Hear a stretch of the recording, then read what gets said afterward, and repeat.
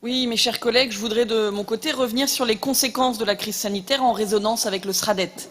Comme vous le savez, ce schéma ne peut réglementairement fixer des objectifs et des règles générales dans le domaine de la santé ou encore du développement économique, deux domaines d'intervention d'urgence des pouvoirs publics en cette période de crise.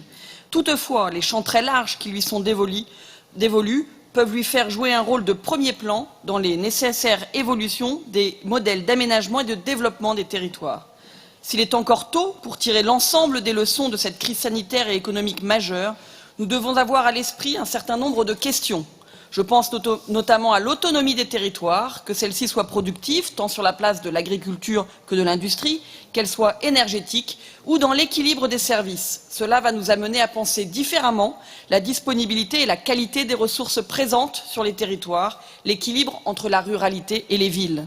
La politique de sauvegarde des centres-villes et des centres-bourgs, impulsée l'an passé, est une excellente chose, car certains pourraient être fragilisés par la crise économique qui va sans doute toucher de nombreux commerces. Un autre enjeu fort est celui du numérique. La vision des salariés et des employeurs qui n'étaient pas habitués au télétravail a changé, ce qui va probablement générer une accélération des enjeux numériques.